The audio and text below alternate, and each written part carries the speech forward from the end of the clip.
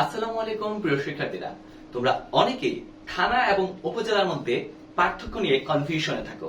অর্থাৎ তোমরা নিজেরা থানা কোনটা এবং উপজেলা কোনটা সেটার পার্থক্য খুঁজে বের করতে পারো না।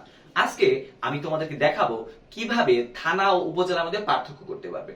প্রথমত, এই থানা আর উপজেলার মধ্যে যে পার্থক্য রয়েছে সেটা হচ্ছে প্রশাসনিক পার্থক্য, অর্থাৎ তাদের কার্যক্রম এবং তাদের কার্য পরিধির পার্থক্য।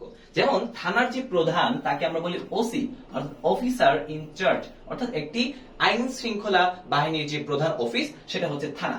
আর উপজেলা হচ্ছে একটি প্রশাসনিক জায়গা, যে জায়গাটির প্রধান হচ্ছে ইউএনও, অর্থাৎ উপজেলা নির্বাহী অফিসার।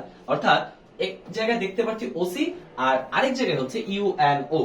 আর বাংলাদেশে যদি থানা সংখ্যা তোমাকে বলা হয় তাহলে হচ্ছে 652টি থানা কিন্তু রয়েছে, আর উপজেলা রয়েছে 495টি। পরীক্ষায় অধিকাংশ সময় প্রশ্ন আসে সর্বশেষ থানা এবং সর্বশেষ উপজেলা কোনটি।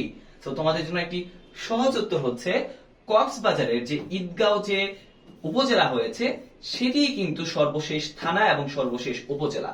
তার পার্থক্য হচ্ছে থানা হচ্ছে একটি প্রশাসনিক, যেখানে আইন শৃঙ্খলা রক্ষাকারী বাহিনীর প্রধান অফিস, আর উপজেলা হচ্ছে একটি প্রশাসনিক জায়গা যেখানে প্রধান হচ্ছে উপজেলা নির্বাহী অফিসার। আশা করি আজকের পর থেকে তোমাদের থানা এবং উপজেলার মধ্যে পার্থক্য করতে কোনো অসুবিধা হবে না। আর এই কর্নিয়ার সাথে আমরা প্রতিনিয়ত তোমাদেরকে বিভিন্ন যে কনফিউশন রয়েছে সাধারণ জ্ঞানের সেগুলো তোমাদেরকে আমরা ভিডিওর মাধ্যমে উপস্থাপন করব। তোমরা কারা কারা এই ভিডিওটি দেখে উপকৃত হয়েছে কমেন্ট করে জানাও, আর এরকম আরো ভিডিও চাইলে তাও জানাতে পারো। সবার জন্য অনেক অনেক শুভকামনা রইল।